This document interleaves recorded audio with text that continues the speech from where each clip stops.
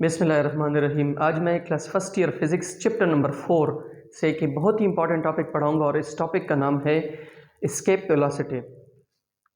Escape velocity जो है उसका सिंपल कॉन्सेप्ट ये है कि किसी भी बॉडी को इतनी वेलोसिटी देना कि वो एक ऐसी जगह के ऊपर पहुंच जाए जहां पे अर्थ की ग्रेविटेशनल फील्ड ज़ीरो हो, या ऐसी वेलोसिटी के साथ किसी बॉडी को फेंकना कि वो अर्थ के ग्रेविटेशनल फील्ड के असर से बिल्कुल निकल जाए और एक ऐसी जगह पर पहुंच जाए जहां पे उसके ऊपर कोई ग्रेविटेशनल फोर्स या फील्ड ना हो।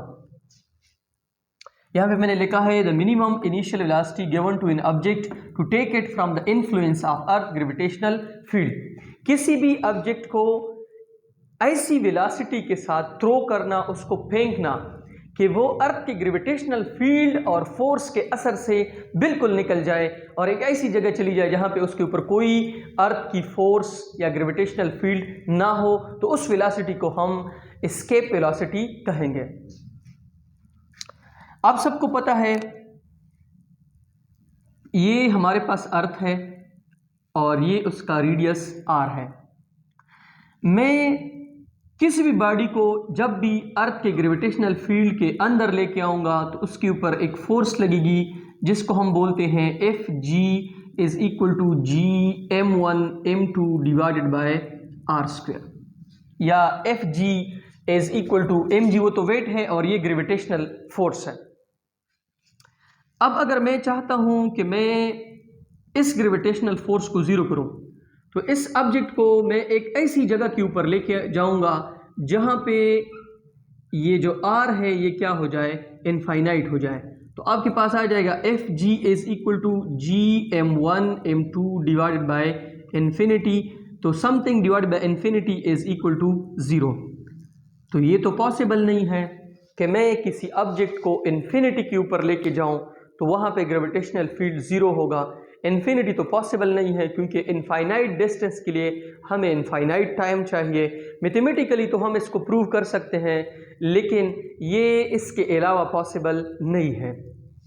अच्छा, तो फिर हम क्या करेंगे, एक हमारे पास एक और सॉल्यूशन है और वो ये है कि जब हम अर्थ का डायमीटर फाइंड करेंगे d, अगर इसी डायमीटर के 4 टाइम्स हम ऊपर चले गए, एक ऑब्जेक्ट है, अर्थ का डायमीटर d है, अगर इसी डायमीटर के 4 टाइम हम ऊपर चले गए और हमने कोई ऐसी वेलोसिटी हासिल की कि वो हमें 4 time of the diameter of earth ऊपर लेके जाए, तो यहाँ पर आपके पास ग्रेविटेशनल जो फोर्स होगी या फील्ड वो किस चीज़ के बराबर होगी, ज़ीरो के बराबर होगी।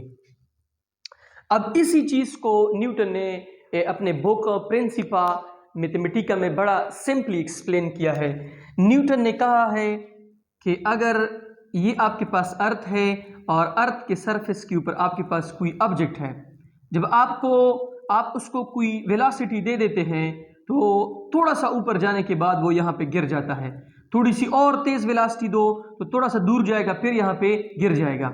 अब अगर आप इसी ऑब्जेक्ट को 7.9 किलोमीटर पर सेकेंड की स्पीड या वेलोसिटी दे दो तो ये ऑब्जेक्ट जो है ये अर्थ के नियरेस्ट ऑर्बिट, सर्कुलर ऑर्बिट जो है उसमें रिवॉल्व करना स्टार्ट करेगा और ये अर्थ के सरफेस के ऊपर दोबारा नहीं आएगा, ये वहां पे फ्रीली अपनी मोशन क्या करेगा, स्टार्ट करेगा। लेकिन इसको तो हमने अर्थ के फर्स्ट ऑर्बिट जो है वहां तक पहुंचाया और हमने इसको एस्केप करना है अर्थ की फील्ड से, तो हमने इससे ज्यादा वेलोसिटी देनी होगी और अगर इसको हम थोड़ा और ज्यादा दे तो ये सेकेंड एलिप्टिकल ऑर्बिट में चला जाएगा, फिर थर्ड में चला जाएगा। अगर हम इसी ऑब्जेक्ट को 11.2 किलोमीटर पर सेकेंड वेलोसिटी दे दे तो ये अर्थ के ग्रेविटेशनल फील्ड से निकल जाएगा, एक ऐसी जगह चला जाएगा जहां पे अर्थ की ग्रेविटेशनल फील्ड नहीं होती है और ये अर्थ के करीब फिर वापस नहीं आएगा। तो इसका मतलब ये है कि 11.2 किलोमीटर पर सेकेंड ये वही एस्केप वेलोसिटी है जो हम इस ऑब्जेक्ट को प्रोवाइड करेंगे तो ये फिर अर्थ के करीब नहीं आएगा। ठीक है। अच्छा, जब हम इस ऑब्जेक्ट को यहां से फेंकेंगे तो फेंकने के बाद इसको हम काइनेटिक एनर्जी देंगे, और काइनेटिक एनर्जी इससे पहले हमने एक टॉपिक पढ़ा था एब्सोल्यूट ग्रेविटेशनल पोटेंशियल एनर्जी। तो हम इस ऑब्जेक्ट को इतनी काइनेटिक एनर्जी देंगे कि वो किस चीज के बराबर हो, एब्सोल्यूट ग्रेविटेशनल पोटेंशियल एनर्जी। और एब्सोल्यूट ग्रेविटेशनल पोटेंशियल एनर्जी मैंने एक्सप्लेन किया था कि एब्सोल्यूट ग्रेविटेशनल पोटेंशियल एनर्जी वो एनर्जी है जो एक ऑब्जेक्ट को रिक्वायर्ड है कि आप उसको दे दो तो वो अर्थ के ग्रेविटेशनल फील्ड से बाहर निकल जाता है, एक ऐसी पॉइंट के ऊपर चला जाता है जहां पे उसके ऊपर ग्रेविटेशनल फोर्स किस चीज के बराबर होती है, 0, और उसको हमने इनफाइनाइट पॉइंट का नाम भी दिया था। हमने इस ऑब्जेक्ट को इतनी काइनेटिक एनर्जी देनी है जो एब्सोल्यूट ग्रेविटेशनल पोटेंशियल एनर्जी के बराबर हो। काइनेटिक एनर्जी हमारे पास बराबर है 1/2 mv², और v² के साथ हमने एस्केप लेका है क्योंकि यहां पे हमने एस्केप वेलोसिटी फाइंड करनी है। तो ये एब्सोल्यूट ग्रेविटेशनल पोटेंशियल एनर्जी बराबर है GMEm डिवाइड बाय r। ये m इसके साथ कैंसिल हो जाएगा, और 2 को जब आप उधर मल्टीप्लाई करोगे तो आपके पास आ जाएगा v² escape is equal to 2GME divide by r।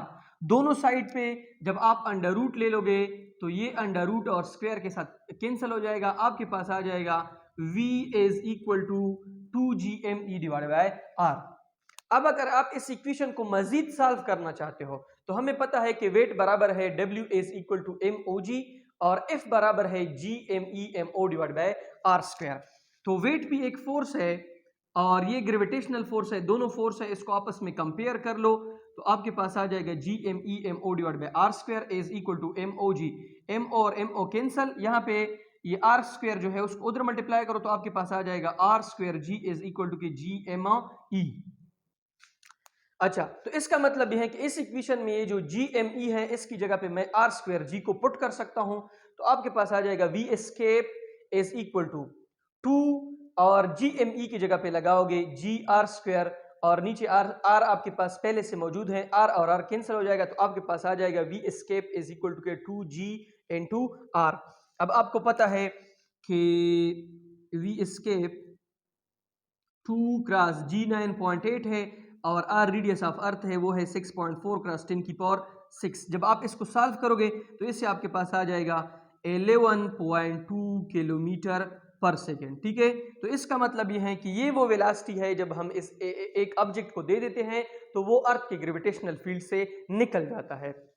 और ये जो वेलोसिटी है अगर आप इसको देख लो, ये मास ऑफ अर्थ के ऊपर डिपेंड करती है, ये ऑब्जेक्ट के मास के ऊपर डिपेंड नहीं करती है। एस्केप वेलोसिटी जो है वो डायरेक्टली प्रोपोर्शनल है me को। me क्या है, मास ऑफ अर्थ, या जो प्लेनेट जिससे आप इसको लॉन्च करना चाहते हो। अब ये जो एस्केप वेलोसिटी है ये तमाम प्लेनेट्स जो है उसके ऊपर एक जैसी नहीं है। जुपिटर का मास ज्यादा है तो एस्केप वेलोसिटी ज्यादा लगेगी, अर्थ का मास कम है तो एस्केप वेलोसिटी इसी वजह से इसकी क्या है, कम है। अगर किसी और प्लेनेट से आपने किसी ऑब्जेक्ट को लॉन्च करना है, उसको एस्केप करना है, तो उसकी मास के हिसाब से उसकी वेलोसिटी जो है वो अर्थ से क्या होगी, डिफरेंट होगी। अगर मास ज्यादा है तो एस्केप वेलोसिटी ज्यादा होगी, अगर मास कम है तो एस्केप वेलोसिटी कम होगी। एक और चीज, अर्थ के सरफेस के ऊपर अगर आप किसी ऑब्जेक्ट को इक्वेटर से ऊपर फेंकते हैं तो एस्केप वेलोसिटी जो है वो आपको ज्यादा देनी पड़ेगी। क्यों? क्योंकि इक्वेटर के ऊपर पोल्स के ऊपर जी की वैल्यू ज्यादा है, तो ग्रेविटी की वैल्यू अगर ज्यादा है तो आपको एस्केप वेलोसिटी ज्यादा देनी पड़ेगी। अगर आप जो है इसको इक्वेटर से फेंकते हैं तो इक्वेटर जो है उसका रेडियस ज्यादा है और वहां पे जी की वैल्यू कम है, तो यहाँ पे आपको एस्केप वेलोसिटी क्या देनी पड़ेगी, कम देनी पड़ेगी। ओके।